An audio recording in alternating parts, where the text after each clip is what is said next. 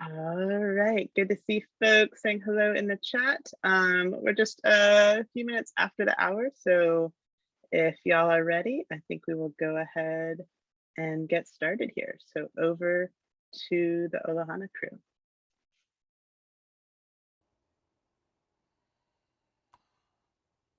Good morning and aloha. You know, there is an old saying, um, if it doesn't begin right, how's it going to end right? So, this morning, one of our really dear friends at Rising Voices, Hank Fergestrom, Uncle Hank Fergestrom, is recovering at home from 2 weeks and 5 surgical procedures. And we want to send him our best with a morning prayer. So if you don't mind, we can just get ourselves focused and centered on that. Iko mako e maku I loko kalanina mahalo pia naku e mahalo nui naku e. E ho'o malu I kana lele kako I ka lewa. E ho'o malu. E ho'o malu I kana lele kako I ke au ulu. E ho'o malu. E ho'o malu I kana lele kako I ke kai uli. E ho'o malu. E ho'o malu. E ho'o malu. May we all be protected as we move across the dark ocean, the future, the sea yet uncrossed. Mahalo, great creator, and the spirit in the water.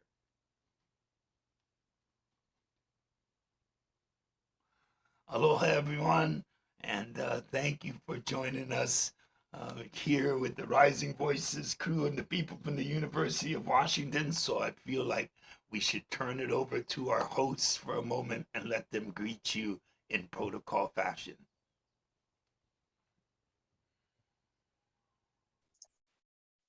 Huge thanks and gratitude to Kalani and Mariah and Sarah and the whole Olohana crew, and all of our love and best as always to Hank and his beautiful family. So we hold him in our prayers as he has been a tremendous guide of wisdom and shared knowledge through this journey together. So thank you for raising that here, and welcome to everyone. I am Julie Maldonado, and together with Heather Lazarus, we serve as the co-directors of the Rising Voices Center for Indigenous and Earth Sciences, and we're absolutely thrilled to welcome everyone to this special online event today focused on eco-mindfulness and climate resilience with the one and only Kalani Sosa, Doc Tusi, Ramsey Tom, Bill Thomas, Daniel Wildcat, Sarah Purgis, Mariah Ben Joseph, Michelle Montgomery, and we certainly hope some little ones running in the background will make it to the foreground here. Today's event is co-sponsored by the Rising Voices Center and the Olohana Foundation with the University of Washington Tacoma Social and Historical Studies Department and the Indigenous Speaker Series, and huge wealth of gratitude for everyone in coming together on this today. And so the focus for our time here is considering eco-mindfulness and climate resilience to really come together for a reflective time, for engaging, healing, uplifting, sharing wisdom, and continuing to grow relationships and actions for supporting communities in times of disaster. And for our new friends joining us in this space, I know this will be a little repetitive for many of you, but we did want to provide a brief background on Rising Voices for those new coming in. That the Rising Voices Center for Indigenous and Earth Sciences is housed within the National Center for Atmospheric Research, which in turn is managed by the University Corporation for Atmospheric Research in Boulder, Colorado, and acknowledge that NCAR is in the traditional territory of the Arapaho, Cheyenne, and Ute peoples. And as many of you know, the Rising Voices Center works to facilitate intercultural, relational-based approaches for understanding and adapting to extreme weather and climate events, variability, and climate change.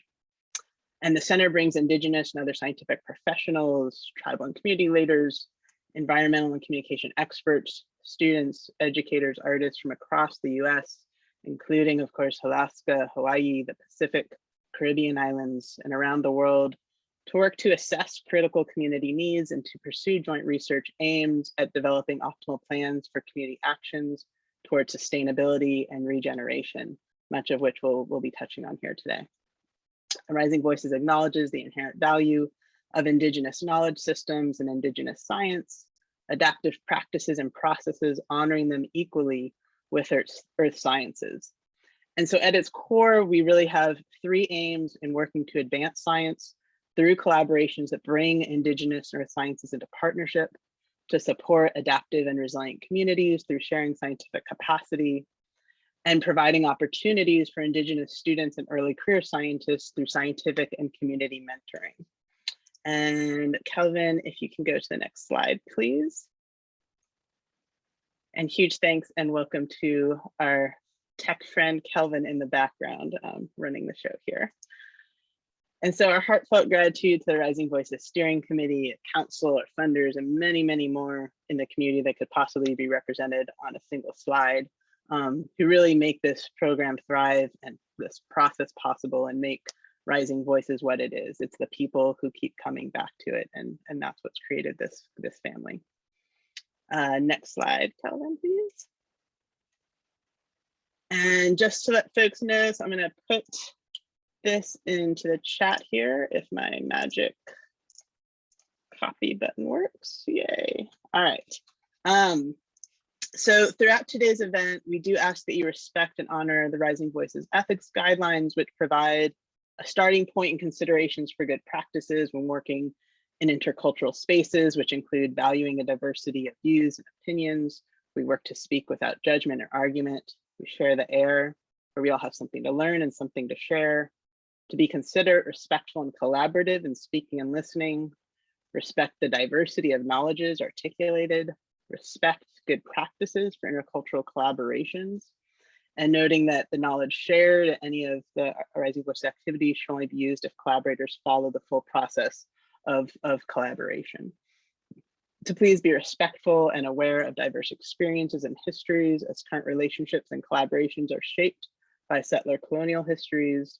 And please do not appropriate or plagiarize knowledge shared during Rising Voices activities or future collaborations. And then next slide, Kelvin.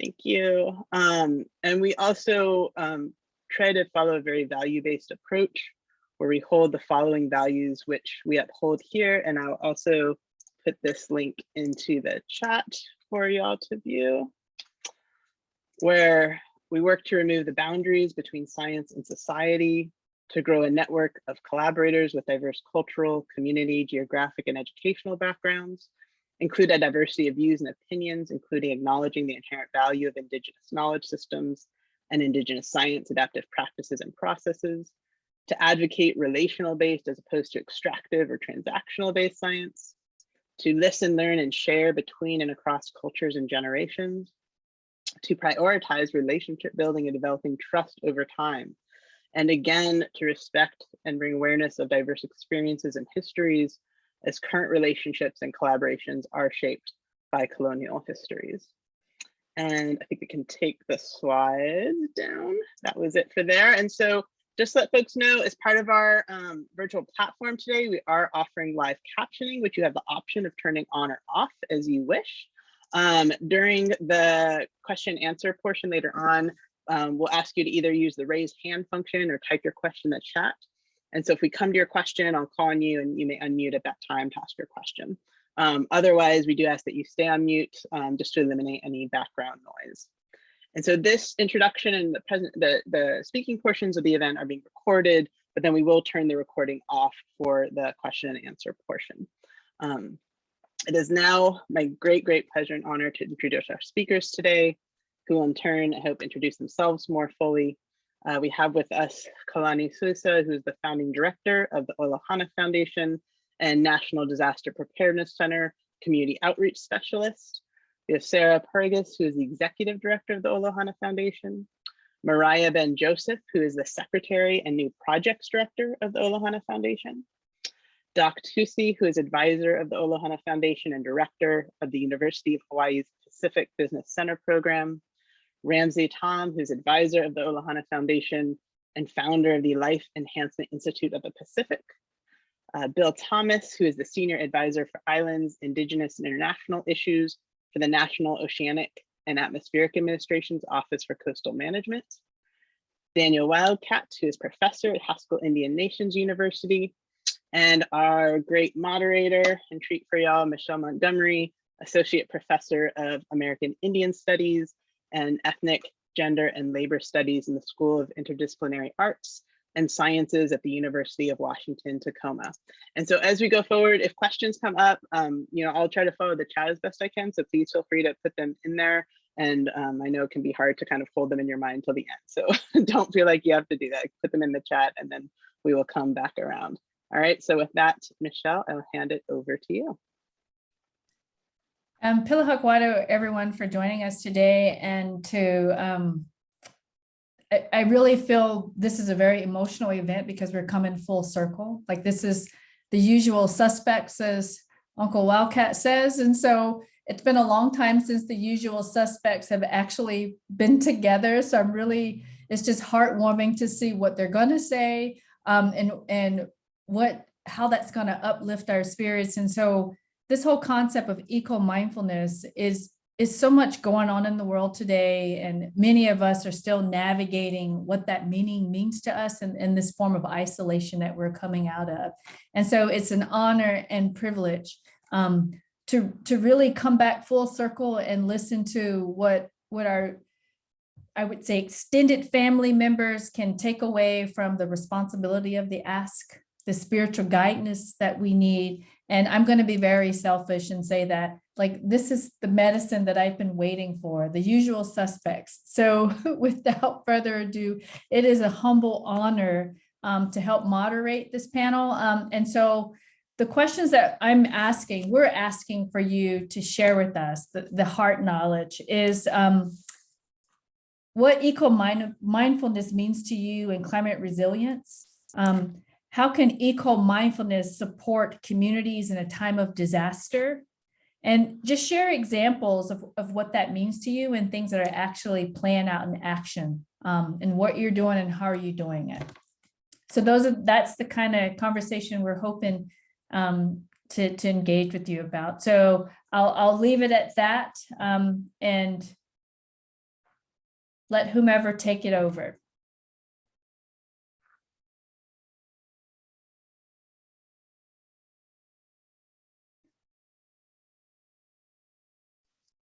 So I see Wildcat doing a lot of smiling. Yeah, Sanlay. Yes. Thank you so much.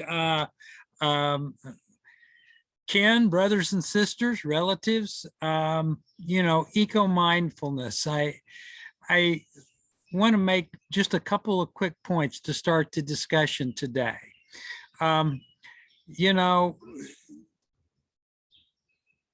start each day when you wake up with a gift, that first breath of life you take consciously when you wake up. We don't have to fill out any credit applications to see if we're worthy of that breath. We just take it. And that's where mindfulness begins. If you can begin to just recognize we are surrounded in a world full of gifts when we come into this life. My dear friend, the Cheyenne scholar, elder, many of you know her, Dr. Henrietta Mann, once said, she said, look, she says, for us, indigenous peoples, the first peoples of this land, spirituality is not an issue for us, because we know we were spirits before we came into this world. We are spirits after we leave this world. And she says, our real challenge is to learn what it means to be competent human beings, to be good relatives to all the life that surrounds us. And I think that's in a nutshell, for me, that's kind of where eco-mindfulness starts. That's my first point. My second point is, ladies and gentlemen, I don't have to tell you this, we are living in a world full of crises, not a crisis, but crises. naked military aggression into Ukraine, an ongoing pandemic, disease pandemic,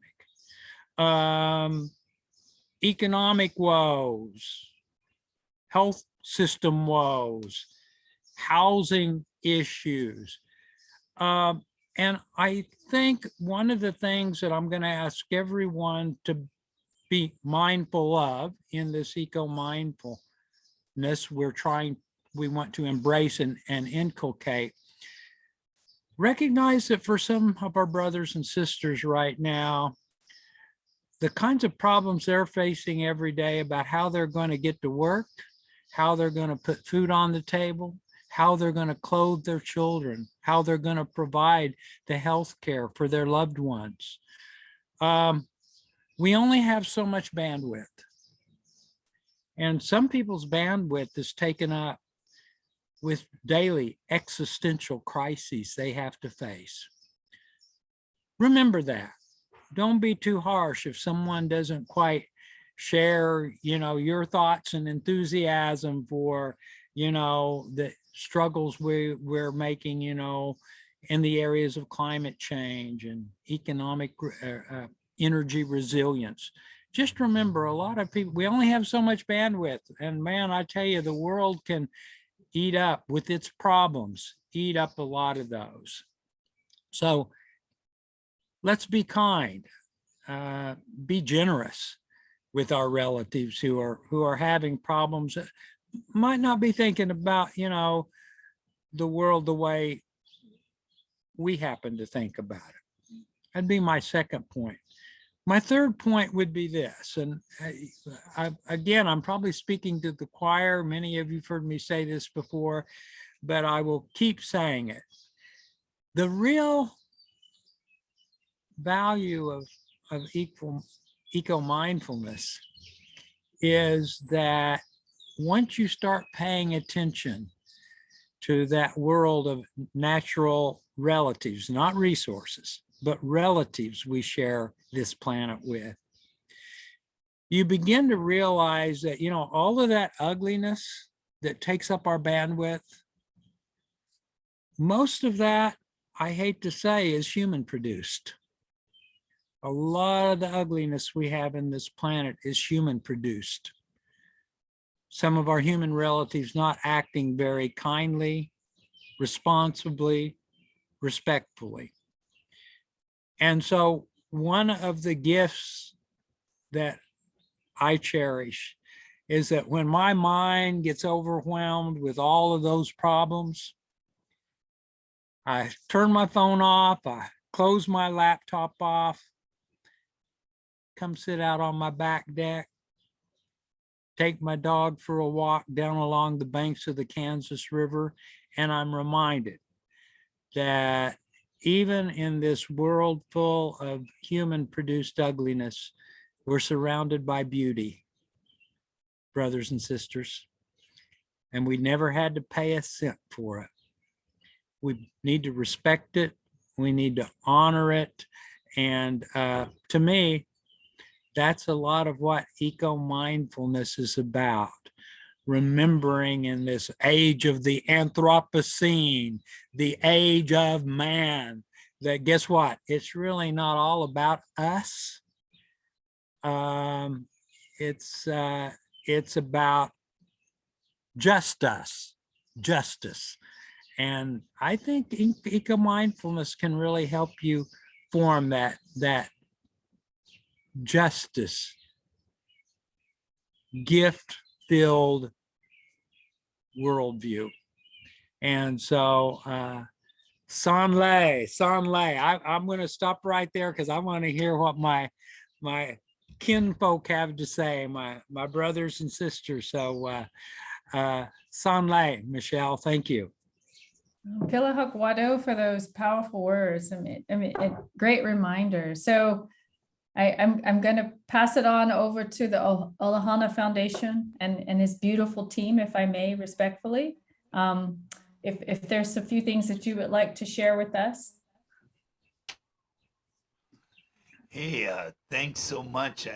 I'd love to do that, but I don't know if Polly and Uncle Bill and Ramsey, specifically in terms of Bill or Polly, I feel a little remiss, us youngsters going ahead of the exalted, elders. So I definitely want to extend that because we tend to occupy too much airtime as it is.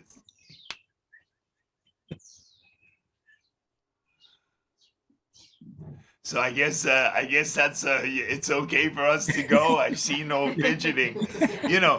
Daniel was fidgeting so much that Mariah was outraged. She was hitting me and she said, they didn't introduce Daniel. You should go look at him. He's fidgeting like they didn't introduce him. They missed him. I said, no, they introduced him.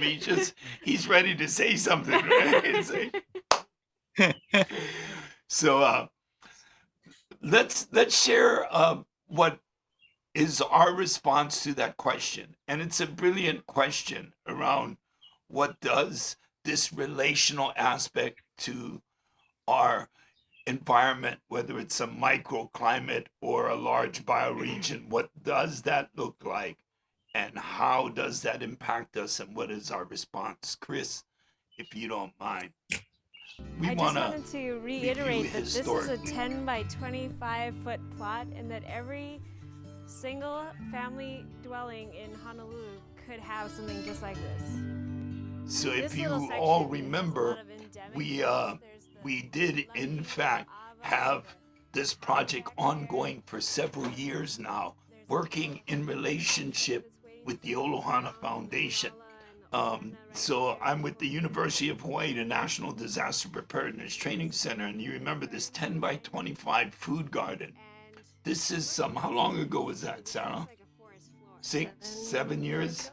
7 years ago when we began looking at what are these household size models, sort of based on the work we were doing with Rising Voices, in all honesty, when we had the conversations about what in fact does matter when it comes to answering that question number one and fold it into what are actionable items. Here's Sarah in year 2 going over the garden experience and growing. And I think right off at the onset, you could say that what was important is the fact that Sarah is still there. It's like a year later, Sarah is working on the garden and we're still fundamentally committing to the relationship with the ground, the land, the environment. And this entire phase is her understanding. There's the sweet potatoes with the blossoms. They're blooming, as she says there, in the videotape. And it's the relational aspect that Sarah's maintaining with the project, with the organization, with the institution. So it's not based on an organizational ideal. It's based on the relationships being maintained so that the land piece is being maintained. Now, it doesn't end there. Sarah continues working and we brought her into the organization, as you can see, and years later, she's the executive director of Olohana, right? We've all moved into advisory capacities and they're working with communities and farms, and she is in year 3, still working, and oh my, the relational aspect begins to intrude even on the project, right? She's in relationship and there's something going on. Now, there's only 2 kinds of people in the world, my grandfather told me, and you're both of them. He said that you're either malahini, which means I've only been here for a little time, malihi, little bit. So a tourist, somebody who just showed up and doesn't know what's going on. Or you're a local, a kama, to understand aina, the relationships, your family, the aina, or the land, what feeds you, your relationship to nature. So kama aina is what you want to be. It means you're no longer a stranger.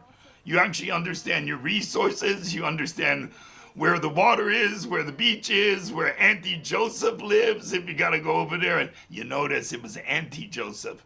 You gotta go over to the house and get the healing herbs or whatever's going on. It's like, good, right? Kama aina. And you're both of them. And so here's Sarah years later, and she's still working in the garden, figuring out the effects of time. And this is what the effects of time is. It's relational. Done to it. The fourth dimension. She says, let's see what time has done to the garden. Tall, la'i. It's getting big. And back over here, my little Apu is with me.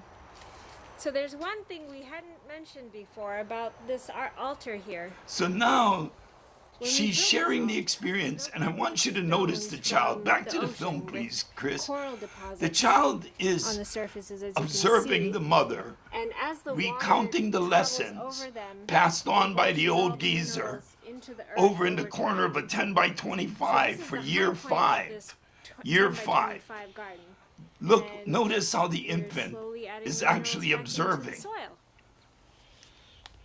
and aware of the camera, aware of the presence of the other person, aware of the presence of nature. When we think of education as beginning at 5 years of age and running till you're 17, those 12 years that we come to dominate, and then we put you into financial debt as we jump forward for the next few years, right? I'm going to argue that education is womb to tomb. That's the position that Olohana is taking. And shouldn't schools include a healing or learning center where the community comes together, where there's a shared healing center, a shared learning space, shared gardens, shared capacity in the event of an emergency, shared energy and water? And wouldn't that facility be open to all citizens within a regional community who would be using it from birth till they were entering the spirit world again, as it were? So when we're physically thinking about it, here we are in year 6. Here's Apu staying in place. Notice how the child is behind the mother, learning, participating, life actively happens, listening. Sometimes your food forest becomes wild again, which is fine. That's one of the beauties of a food forest. It's just been growing and the exact same position she was in 6 years earlier. Now. So here we go. Take a look around. And I think it bears remarking, it's 6 years later. The relationships are still intact. Yeah, she's not being reviewed every quarter, worried about whether she's going to keep her office space or we're going to keep this project rolling, right? It's like we're trying to investigate what it looks like as education. Back to this piece again, you see the child is questioning, moving along with tools. We're not waiting till the child is 6 years old or 7 years old to begin teaching. And this is the foundation of indigeneity, of indigenuity. The relationship to nature is respected from the onset. Here's the end product. And what are you growing? Daikon. Daikon? Mm-hmm. Ooh. What were we eating earlier? Potatoes. Potatoes? Uh-huh. What else? What did you plant recently? Garlic. Garlic? Ooh. And what else? Onion. Onions? There's onion. They're over there? And the landed there. Okay. The landed there. What about beans? Bean over there. The pea there. And bean there. Awesome. The shelling ones, you want to open it for the camera? Yeah, could you? This one's, What's that one? you can eat the whole thing. Crunch, crunch, crunch. We'll come back to 3 and then to them. Good. So it's just food for thought about what it means to actually apply. And when you think in these terms, hey man, this pandemic, fabulous, forcing us into the small focus of mothers and children in a family setting and a home setting, in the capacity that comes at a very personal level. So, wow, what a fantastic opportunity. We ought to take advantage of the idea that we've been squeezed into these small spaces with the people we love, right? and like hang out over there in those spaces and make the best of the moment to increase our capacity to respond.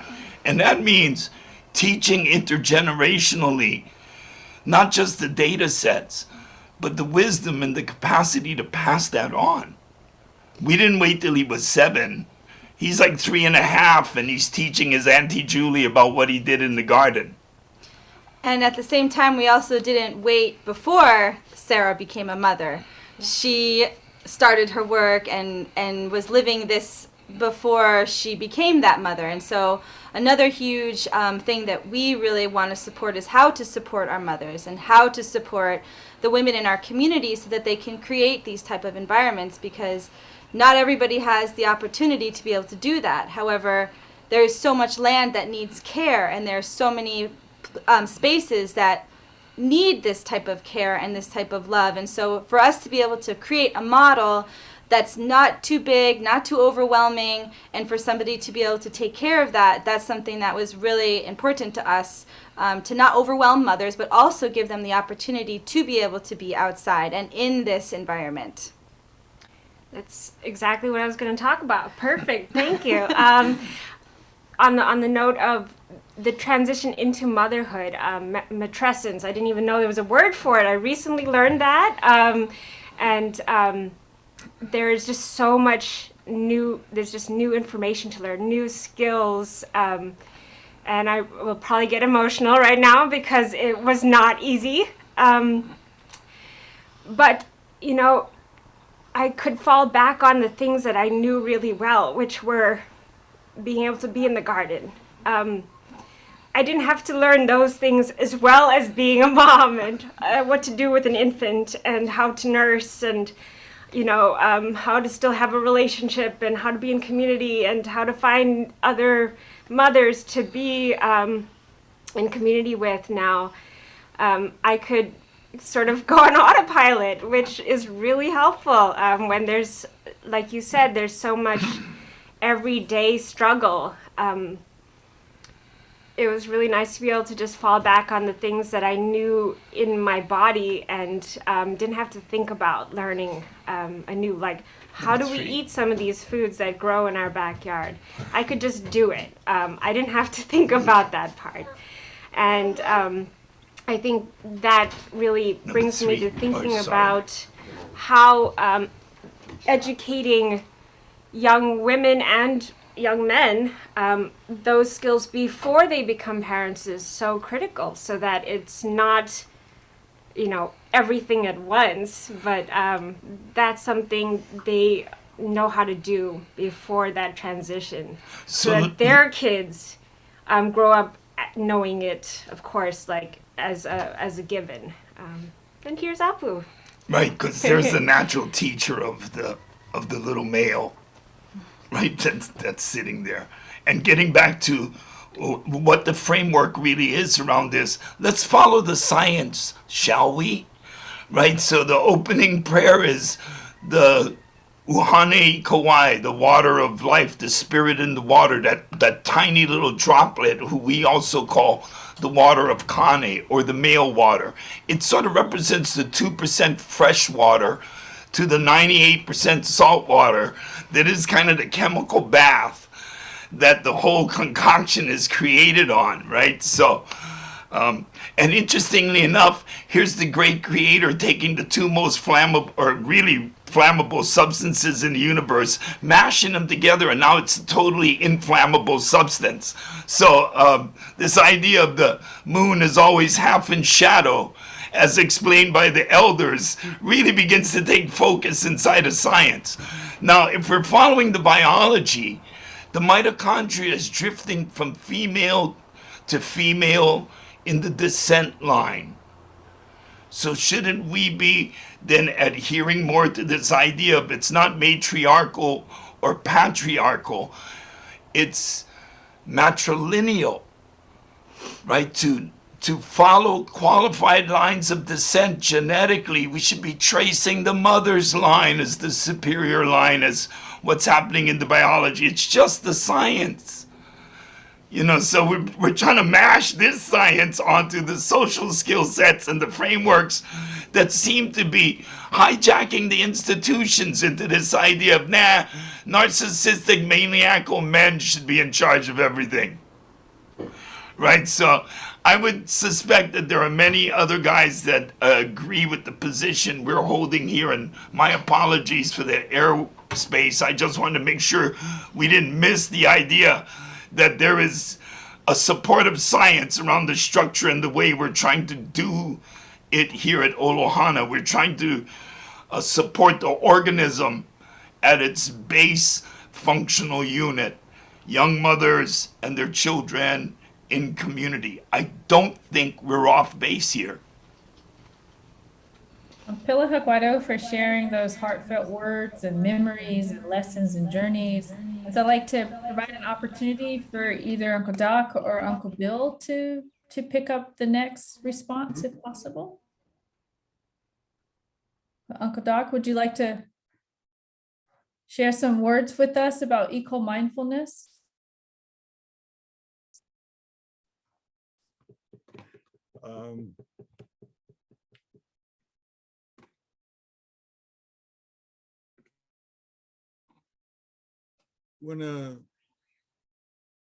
First of all,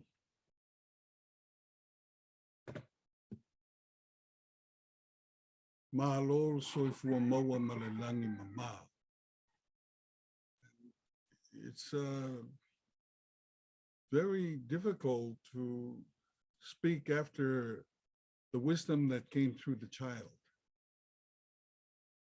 So I mahalo to the child and to the mother.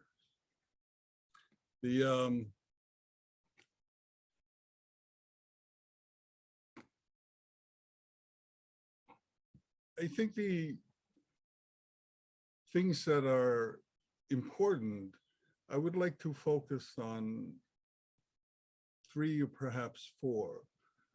But first of all, I would like to say I am, as director of the University of Hawaii Scheidler College of Business Pacific Business Center, that's what I do. Who I am is Papai. I'm a traditional leader, elder, and a doting grandfather. So the expression of the young prince moved me very much. The second thing is the ever-presence of our ancestors. We never engage under any circumstances without acknowledging their presence. It's very difficult when you're in a college of business where everything is basically, what did you call it?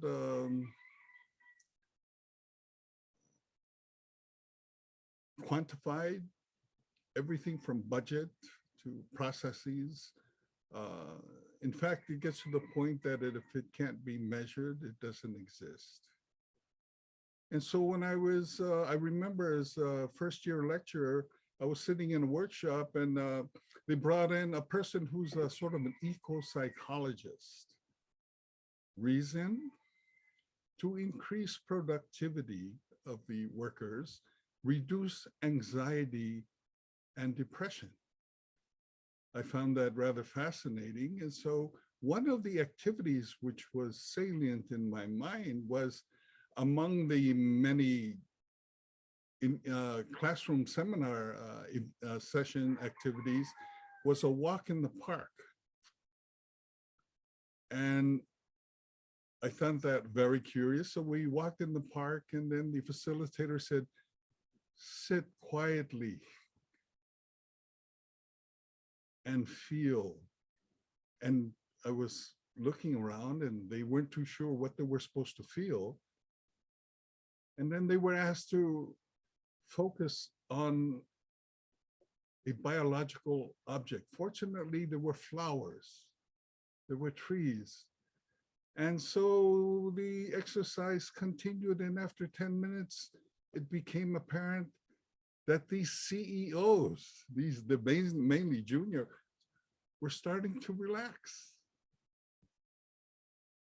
And then we had a conversation after that, and they all expressed an amazing sense of not quite peace, but pretty damn near close to it.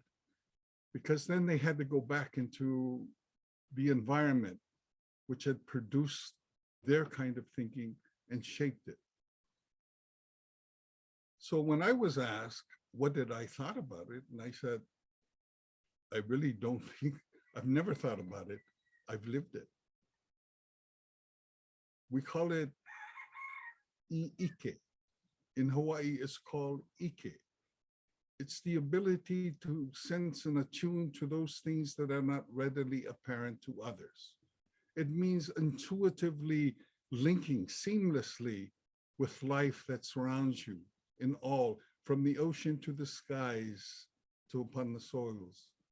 And I said, that is i'ike. And I recalled several people sort of snickering at the time. Well, I never forgot that. Much later, I learned about it wasn't so funny after all. I read a quote by an individual who was asking Mozart, the great classical composer, where did you get the notes that produce this extraordinary music? And he said, it wasn't from the notes. It was from the invisible space between the notes. And I said, i'ike, i'ike. And so we are all born with this, but we have suppressed it from one reason or another because we are inculcated with the emphasis on Western science that basically originated by looking at the universe as if it was a machine, a sealed clock, I think Descartes and Isaac Newton called it, a sealed clock that worked with machine-like regularity. What that meant was, if we see things as machines, it gets into our lexicon. A current one would be, when's the last time you saw a doctor? Invariably, I'm sure you probably heard these comments. What part of you is having a problem, and let's see if we can fix it? That lexicon basically is within the individual unconsciously and referring to you as if you were a lawnmower. In our world, so that this is the basis of the machine paradigm.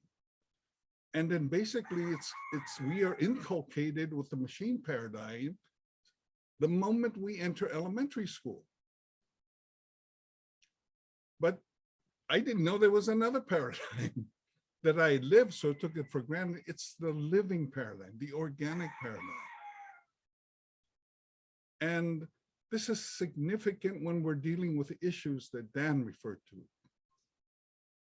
We are so focused on the psychological foundation of our thinking that when we see a problem or experience it, what is the word that comes up when you're dealing with a mechanical or a machine?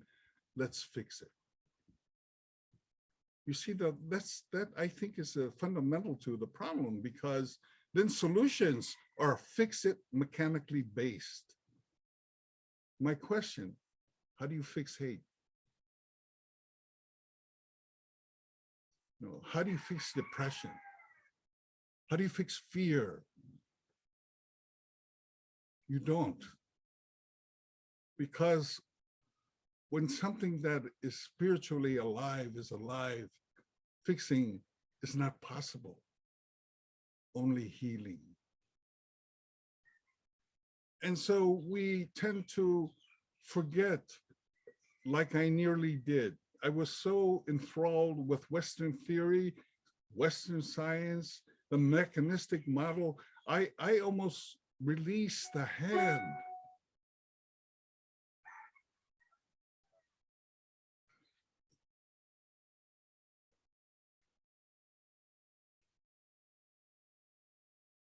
Of my earth mother to hold on to the mechanical hand of my uncle.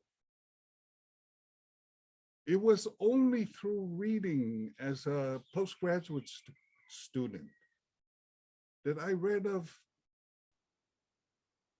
natives, scientists, authors who spoke of the very world that I thought had been diminished through my educational process, who have come up, very eminent people. And for them, DeLorean, one of them, Dan knows quite well, Elizabeth Sauteurs, individuals like these that I fortunately, and I would recommend those of you who are still studying, read broadly, engage those who provide a different perspective, and something that you intuitively, when you read it, you learn it and absorb it, you will find that it resonates. Another important thing, which Kalani exemplifies, we have forgotten the connection between the wisdom of the elders and our grandchildren. I look at all of these activists for whatever reason, you know, they're all in their 40s and 50s, and comes to my mind, where were their grandparents? Didn't they learn something from? And then I find out the realities, many of them were separated. Many of them ended up in environments that deprived them of the wisdom of the elders. And so in our world, our elders are our living treasure. So when we speak of things, the first thing I look into a seminar or workshop, if I see no gray hairs or bald heads, I feel insecure, because they help validate the message that they have been transmitting for millenniums. You know, the danger here is that we may allow unwittingly, with our good intentions, knowledge to outrun wisdom. And when that happens, you get the confusion between curing and healing. Curing is associated with fixing, but it's not the same thing as healing. Curing is removing all evidence of the disease. You got a broken hand, you mend it, melts, it's healed or it's cured, and then problem has been fixed. But it's not the same thing as healing. Healing means to make whole again. So you can be cured, but not healed. And if you don't know the difference, you may carry on guided by an emotion that has taken the wrong turn. Probably the most traumatic example of the curing versus healing perspective. Many of our people from the islands and throughout the native worlds have served in combat and in war situations. Many of them come home badly, physically damaged. So they cure the physical wounds and they come home, but they're not healed. They call it PTSD. So we can't truly help our relatives if we don't know the difference, because you will use the wrong tools, guided by the wrong assumptions. How do you do this is to realign again with the ancient wisdoms that produced you, that provided balance and harmony, that taught restorative giving. You give back in full measure what you take. That's the basis of balance, and the basis of balance, and then balance is the basis of harmony. And so we can continue in this way. That and as Dan said, yeah, we've come full circle. We're now looking at that empty mat, that empty chair, that empty space, and like Mozart, this is where the wind builds its nest to capture the whispers of our ancestors to reconnect and guide us into the future. So, mahalo. Pila Hakwado for those beautiful words. Uncle Bill or Uncle Ramsey, would you like to add to the conversation as well? Sure, mahalo, Michelle, and mahalo, Doc, mahalo, Dan, Kalani, Sarah, Mariah, and Alika, who's off camera right now.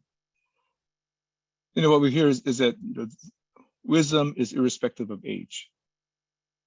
We see that. And, you know, when I saw the title of this, I had to think about what does it actually mean? You know, and what am I going to say? Because it's really colored by where we're from and where we've been and who we're with.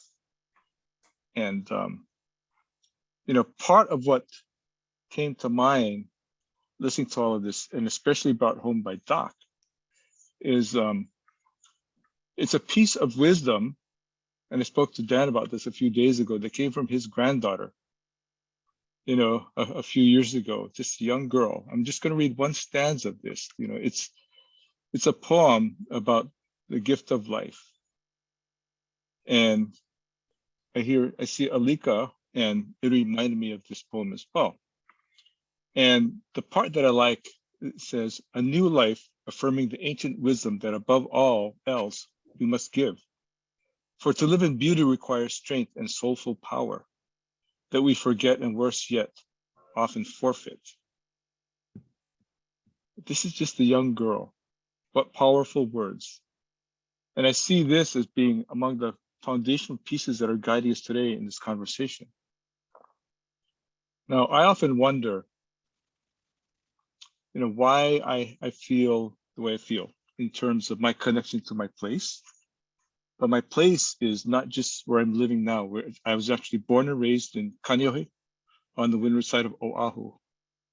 But I go to Hawaii Island and I feel an immediate connection that I'm home, especially the northern part of the island. You know, that's where my grandmother is from, the northern tip of Hawaii Island. Kalani knows this really well. We've talked about this many times, why I feel that. I also feel a connection to Maui, especially Hana, where Kalani is from. And also to Kauai, the north side. I feel at home in all of these. And why is that? Well, recently I found out that I traced my ancestors to every single one of them.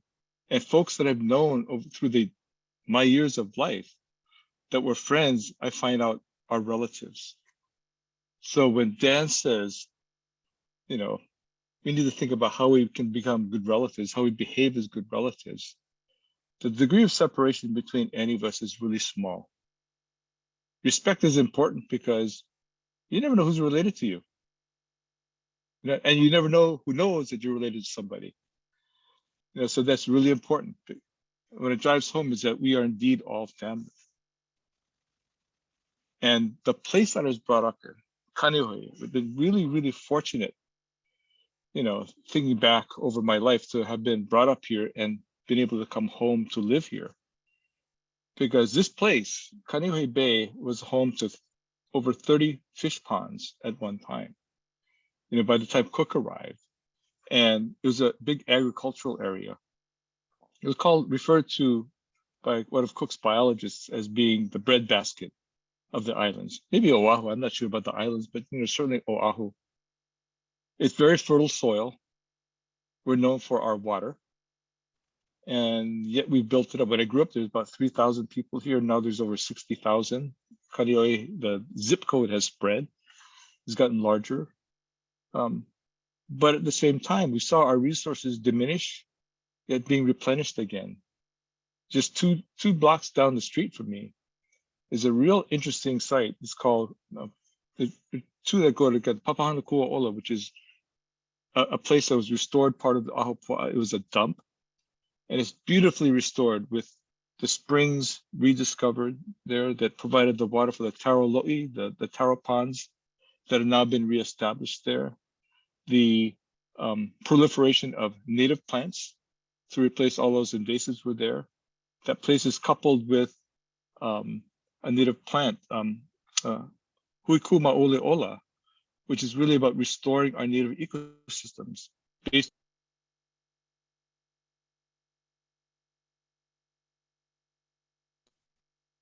sorry, all coming over. It's really aimed at bringing the community together around restoring the balance between today's life, the spirits, and our land. The power of the spirits that actually provide for us for this land, provide for the water, provide for the food, provide for the energy, provide for all of us and the relationships that we have in it. That's the purpose for these places, and invites the whole community to it. And it's not just a community of Kaneohe, not just the Ko'olapoku Moku. It's for anybody that wants to learn this and get reconnected to the lands that we've sort of lost connection to at one time and hoping to get reconnected again. But combined with that is something that I worked on for years, and Kalani knows this, and it's a place that I grew up around, is He'ia. Right now, it's a National Estuarine Research Reserve, but what it was before, it was a thriving tarolo'i. Then it became a place for growing rice. Then it became a place for cattle. Then it became a place for people to dump their junk cars and for the neighbors to drive their golf balls into it. And the vision of a young guy, Kaneko Schultz, who I actually went to school with his uncles and his mom. And Kalani and Ramsey and I also went to the same school. We're all separated by age, of course, but a lot of the same foundational stuff. But Koa's vision was to restore this place to what's called Aina Momona, a rich area, that's full of food that would be healthy and support the people around it and the people to support it in turn. And now it is that. Several years later, it's become that, where a National Estuarine Research Reserve, which is under NOAA, but unlike the others, what's driving it is the traditional culture, the traditional practices, traditional knowledge is driving the science behind it. And it's a very unique system. It's one that provides for food security, provides for water security, provides for energy. And people think energy in terms of water, hydroelectric power, because we have a lot of water, but that's not it. It's about these plants. We have 2 certified US biofuels, kukui, which is a candle nut tree, and kamani. Both of them have healing properties to them as well. So they're medicinal plants, yet the oil from them have been used by Hawaiians for generations, ever since they brought them on the canoes for light. In Hawaiian, kukui also means light, not just the kukui nut, but light. So the connection to the place, the plants are really important. And the connections I feel are through the DNA that I carry. I think we all do that. That's why my comfort in Kalihivai on the northern part of Kauai, where I used to spend my summers with our relatives, learning how to fish and hunt and plant and do the things that I didn't like doing, with like picking vana, which is sea urchins, because by the end of the day, your hands are all prickly. And when you take the uni out, the gonads, your hands are purple at the end of the day. Not a fun test, but a real good learning one. To understanding my grandmother, why she gave me my Hawaiian name. It's Ka'ohu Omona, which means the mist of the mountain. And for the longest time, I thought it was from the Kohala side, the Kohala Mountains and Mauna Kea. But when I looked at where she was from and I went to visit the land there, I said, oh, that wasn't it. And Kalani knows it better than I do, that the mountain she was referring to was Haleakala on Maui, because that was part of Hawaii Island in the kingdom in those days. And my relatives traveled freely back and forth to Hana and to Keanai, where Kalani is from.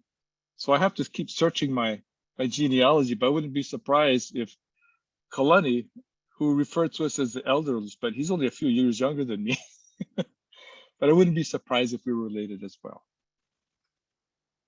So all of this goes back to what Dan and Doc and Kalani and Sarah and Mariah have been saying about relationships. Those are important. Relationships are everything. And what's really interesting right now is in a time of conflict, there's so many good things that are going on, spurred on by the young people, that don't have the sore backs and the shoulders that need to be replaced and knee replacements like me, they can go out and actually do the work. Well, we can advise them, show wisdom, but actually they're the ones that are actually telling us their wisdoms, sharing with us theirs. And we're just sort of mimicking them. And one last point is Kalani spoke about, and Doc did, about the role of women. Now, when my mom passed away a few years ago and Kalani was there, what I said in her eulogy was that I'm a mama's boy, and that we all are. Because we learn so much from our mothers. We learn a lot from our fathers. But to tell you something, almost everything that I know about my place is from my mother, from my grandmother, from the knowledge that her mother passed on to her, my great-grandmother. And it's the mothers that pass all of this and the stories. And I've spoken to Michelle about this, is that, growing up with the name of Thomas, being Hawaiian, but also biologist, there are conflicts throughout all of my life. And learning how to handle those is really important. But what's important about that is to never lose grasp of the stories. In science, we publish. Those things have a shelf life. The stories do not, because those stories that have carried on from generation to generation have been the things that allowed us to reestablish landscapes that have not been there for generations because of the destruction of invasives. The need to do farming like they do on the continental in the US, which doesn't work here. It's very destructive. But reestablishing all of these and reestablishing the connection, the relationship with the lands, the waters, the spirits, have all been driven by the knowledge that we've gained from our mothers. So I'd like to close with that, pass it on back to Michelle. And hopefully that was insightful, helpful. Philahuk Wado, everyone. Philahuk. Like I said earlier, it's been much needed to have all these spirits together again. And I remember in my early years in Rising Voices, you would see these familiar faces. So it's just a blessing to have everyone come together today. So Uncle Ramsey, would you like to share with us as well, please? Yo, mahalo, Michelle. Mahalo to everyone else too, as well. Brother Dan, always good to be in the circle, or maybe it's squares now. This is the new circle, the square circle. Bali, always good to be in the room. And of course, the beautiful women at Olohana. Micah, good to see you, and Kalani, and Bill. I think what you both said, you and Bali, I think we resemble that remark, in terms of the gray hair and all the other stuff. But aloha, everyone. Good to see you all. Dennis, long time no see. Good to see you. Michelle and Julie, thank you for facilitating this and bringing us all together, because it is good to be in spirit and in face again. Yeah. So let me start with saying, e hulukono no ke kino ame ka ohane. E malama pono kamanao ke ola ke kino e kamana apaulo. Aloha, aloha, aloha. It's kind of full circle to what Dan was talking about. In those words, we say unify mind, body, and spirit. Talking about mindfulness, I think that's a good way to start. But it also says to nurture and care for that relationship, that alignment through all time, because in those words, we acknowledge our connectedness, our interconnectedness. We're all connected. So even when we leave this space today, we're all connected. To your point, Michelle, over the time, we've shared the air together. We shared the food together. We shared the water together. That is within us. And when I consider this from our kupuna, our ancestral worldview, equal mindfulness and resiliency, it's about a worldview. And as it's already been said, we are experiencing the different worldviews, which are often grounded in a different perspective, elements. For instance, I think we have been coming out of a season of dualism. The black and the white, the either, the or, the up and the down, the right and the left. And yet we, Brother Dan's over there smiling, because he knows we actually are living in a place of pluralism, mutualism, relationships rather than transactions. And eco-mindfulness is that, just in the center of that word mindfulness. In my opening comment, the olelo, the mind. What is the mind? We say mind, body, and spirit. In the world of dualism, in the world of the physical, transactional, we see three things. And we've given them these definitions, which tend to be physical, spiritual, mental. But in our worldview, the mind is all. Spiritual mind, physical mind, right? Mental mind. And it's an inside job. Eco-mindfulness is an inside job, in as much as that we're in the ecosystem. As my photo behind me shows me, I am in the ocean, not on it. It also suggests my head above water, my feet on the ground, hopefully. Yeah. But when you live in the ocean, in the Pacific, in mother's care, you have to be mindful.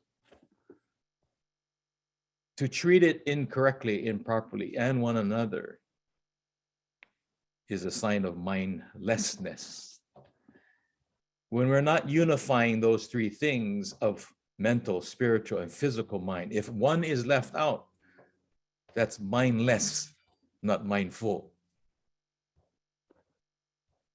We are full of the ecosystem because our greatest relationship with it, with mother, is because we consume the air, the water, and the food of this place. So if I go back to my kupuna, our elders' thinking, when we introduce ourselves, a name is a name, but who are you, as Papai said? He Hawaii'o is the way our kupuna would refer to themselves. I am Hawaii. I am this place. Why I am Hawaii? Because I eat her and she eats me. The reciprocity agreement. And if you take that and you extend it to the axiom that most of us have heard over time, which is we are what we eat, then I am Hawaii. My identity is her. My identity is Mother Earth. I am her son, as Bill has reminded us. And so if I am not mindful of that, I become separated from her. And interesting enough, my connectedness, my identity is what she feeds me. Now, we have come to a time where we're feeding her something and we're eating it, and therefore we can't blame her anymore because it's us feeding her for eating us. Don't chew gum when you try that. You can trip and fall on that one. But I think you get the idea is that it's reciprocal, it's relational. To be eco-mindful requires us to be in relation, not in transaction. But when we live in a world that measures, as Papai was saying, based on a metric of accountability or accounting, which is very different from the worldview of the indigenous native mind, which is about accountability. Eco-mindfulness is about being accountable, not just counting what you've done, the quantities, but as Papai says, the qualities, the characteristic, the values. Those are very different metrics and measures. And when you're mindful, you behave differently. This is about behavior, right? What is our behavior? Mindless behavior allows us to disregard certain kinds of relationships, to continue extracting and taking rather than giving, as Papai says, in full measure, right? We've become accustomed to taking, and when we've completely obliterated, move to the next place to take that and to take that and to take that. That is the accounting metric of the worldview that is now facing some heavy challenges and turning to the other worldview, the native worldview. Kalani was talking about the matrilineal, right? Our mother. I agree, because we come from her. We come from the ocean. But another way of looking at it is not just matrilineal, it's natural lineal, right? Natural lineal, it's our nature to be in nature, not on nature. I don't live on the ocean. You don't live on your house. We live in. And as a result, there's a relationship. What I do to it, I do to me. What I do to me, I do to it. Relational. I don't drive on my car. I drive in my car. Or maybe it drives me now. I don't know. You know, these cars, they get their own brains now. But this eco-mindfulness really says and can be found in our understanding of aloha, which is to give and to receive, to be in the presence of that divinity, that divine energy that gives us all life. To feed, to lead. To lead, to feed. What we feed ourselves, our children, as we saw with Sarah and Apu. What we feed mentally, spiritually, emotionally, and physically.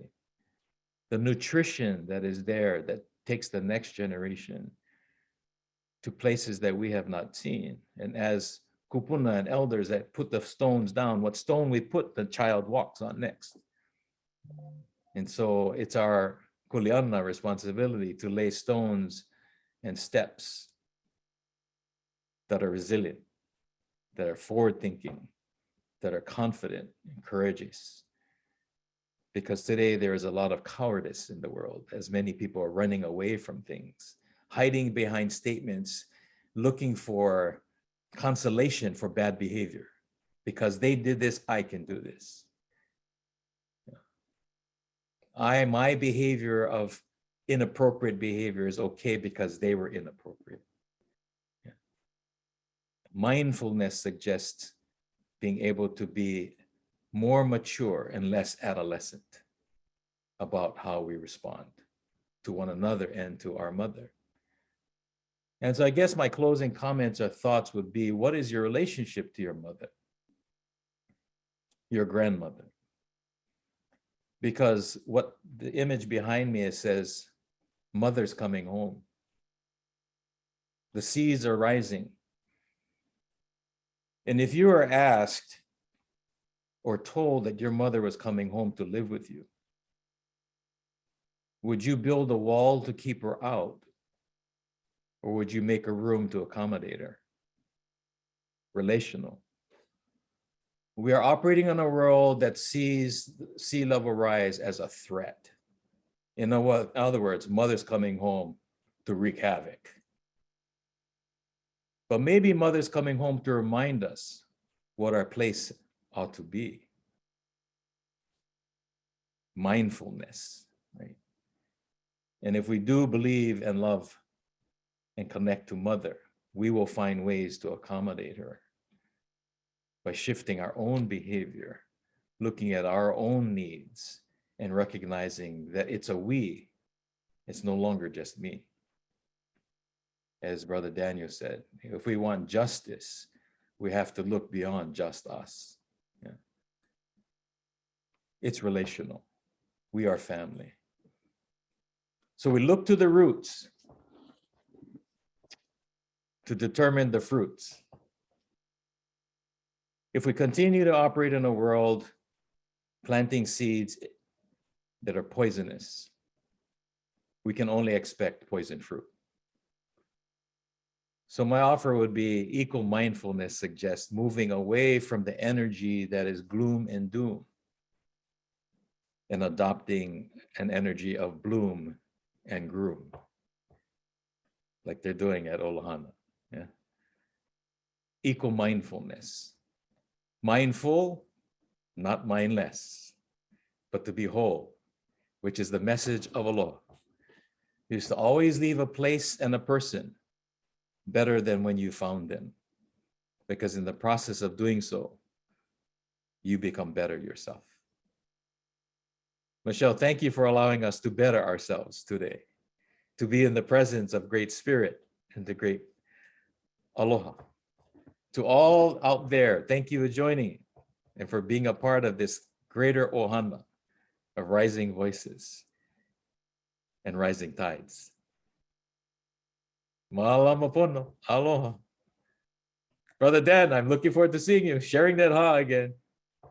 All right. Thanks, Michelle. Back to you, back to the team. Mahalo nui. Aloha. Pilahak wado, everyone. It is the medicine that I needed. So thank you. Pilahak. My grandpa would always say the medicine will come at the right time, not when you ask for it, but when you need it. So I'm very grateful, very grateful. So Julie, did you want to take over with questions and answers, or? I think we have a few minutes if folks are good staying on still. If you'd like to share in the chat,